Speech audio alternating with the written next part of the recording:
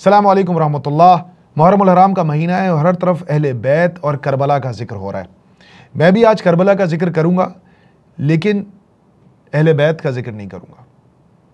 آج میں ذکر کروں گا اس کہانی سے جڑے ایک دوسرے کردار کا، ایک ایسے متنازع شخص کا جس کے بارے میں بیشتر مسلمانوں کو بہت زیادہ جانکاری نہیں ہے یا انہیں جانکاری ہونے نہیں دی گئی۔ لیٹس ٹاک اباؤٹ یزید۔ یزید کو لے کر 5 مختلف آراء پائی جاتی ہیں۔ ایک گروپ ہے جو کہتا ہے کہ یزید زندیق اور کافر تھا۔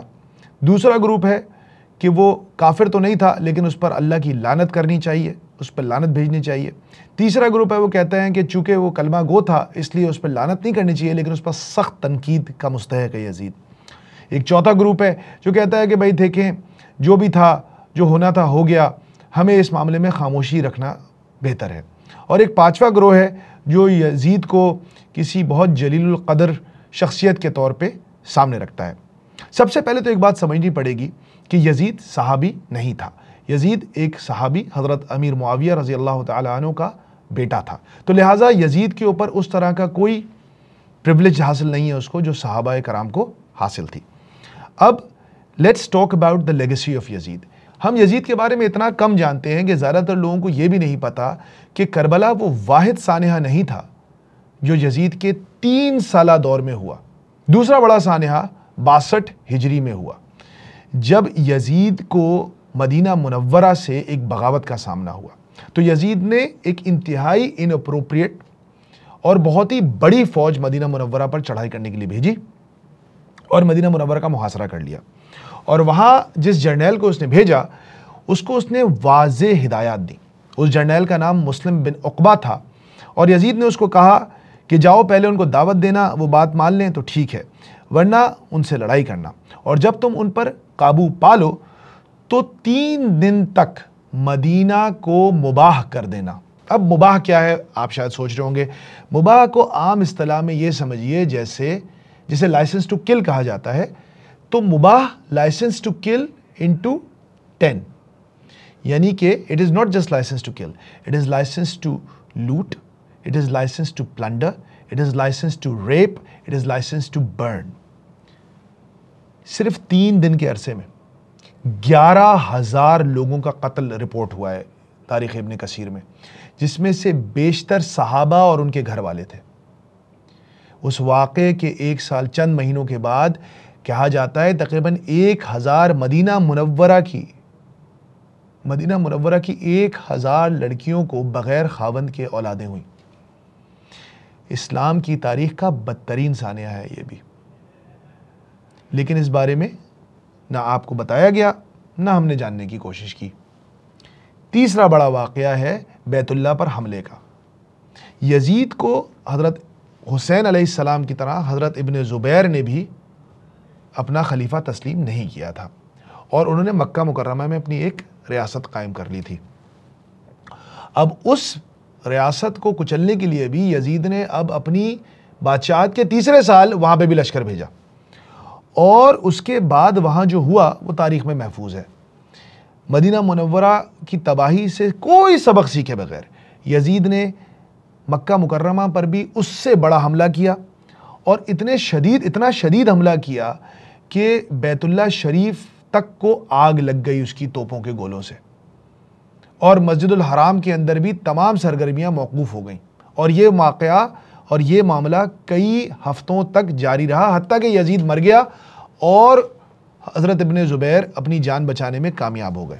اب جو یزید کی اپولوجسٹ ہیں وہ یزید کے حق میں کوئی 2-3 چیزیں بیان کرتے ہیں۔ ایک تو یہ کہ اس کو پتہ نہیں تھا کہ کربلا میں یہ ہو گیا۔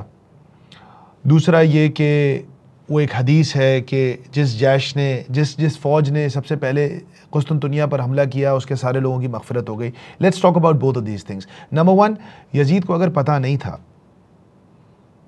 کہ یہ ہو چکا ہے تو جب اس کے وہ جرنیل، اس کے وہ لشکر حضرت حسین کا سر لے کے اس کے دربار میں آئے تو پھر اس نے کیوں ان کے ہونٹ مبارک پر اپنی چھڑی ماری، اور کیوں نہیں اس نے اپنے ابن زیاد، شمر اور دوسرے جرنیلوں کا سر قلم کر دیا سزا کے طور پہ۔ تاریخ میں ریکارڈڈ ہے اس نے کوئی ایکشن نہیں لیا ہے ان تمام فوجیوں کے خلاف جو کہ کربلا میں حضرت حسین کو قتل کے ذمہ دار تھے۔ تو ایک بات تو یہ کلیئر ہو گئی کہ اگر وہ اتنا ناخوش تھا اور اس کی مرضی کے بغیر ہوا تھا تو اس کو کوئی ایکشن لینا چاہیے تھا، جو کہ اس نے نہیں لیا۔ دوسری اہم بات، کیا یزید اس حدیث کی کوریج میں آتا ہے جس کے بارے میں کہا جاتا ہے کہ وہ پہلی فوج جس نے قیصر کے شہر پر حملہ کیا اس کے تمام لوگوں کی مغفرت ہو گئی؟ تو اس کو لے کر بھی دو باتیں نوٹ کر لیجئے۔ پہلی تو یہ کہ بہت سارے مورخین اور محدثین کی رائے میں وہ شہر استنبول ہے ہی نہیں، کانسٹینٹینوپل وہ شہر نہیں ہے، بلکہ وہ شام کا ایک شہر ہے جس کے بارے میں حدیث کہی گئی تھی، جس کے بارے میں حدیث تھی، اور یزید اس پر ہونے والے کسی حملے میں شامل نہیں تھا۔ لیکن چلیں اگر مان بھی لیتے کہ اس حدیث سے مراد استنبول ہے، تب بھی یہ بات واضح ہے کہ یزید استنبول پر حملہ آور ہونے والے پہلے مسلمانوں کے لشکر میں شامل نہیں تھا۔ پہلا مسلمانوں کا لشکر حضرت عبد الرحمن ابن خالد بن ولید کی سربراہی میں وہاں گیا، جس میں یزید شامل نہیں تھا۔ یزید دوسرے لشکر کا حصہ تھا جس میں حضرت ابو ایوب انصاری بھی شریک تھے، جو کہ 49 ہجری میں گیا۔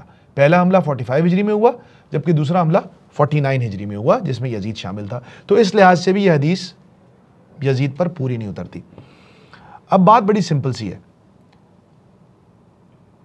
اگر آپ چاہتے ہیں کہ مسلمانوں میں اتفاق ہو، بھائی چارہ ہو اور ہم سب مل کے رہیں، تو ہم لوگوں کو ریکارڈ سٹریٹ کرنا پڑے گا۔ بہت ساری چیزوں کے بارے میں مٹی پاؤ اور آگے بڑھ جاؤ سے دلوں کی کدورتیں دور نہیں ہوتی۔ یزید نے جو ظلم کیے ہیں اس کی مثال اور کسی مسلمان حکمران کی شاید آج تک نہ ملتی ہو، تو لہٰذا اس شخص کو لے کر اپنا موقف بہت واضح اور کلیئر رکھنا چاہیے۔ اس لیے نہیں کہ قیامت کے دن اس بارے میں ہم سے کوئی سوال ہوگا، بلکہ اس لیے کہ اللہ نے ہم سب کو یہ فرض کیا ہے کہ ہم حق کے ساتھ ڈٹ کر کھڑے ہو جائیں۔ یا ایھا الذین آمنوا کونوا قوامین بالقسط شہداء الی اللہ، اے ایمان والو حق کے ساتھ ڈٹ کر کھڑے ہو جاؤ۔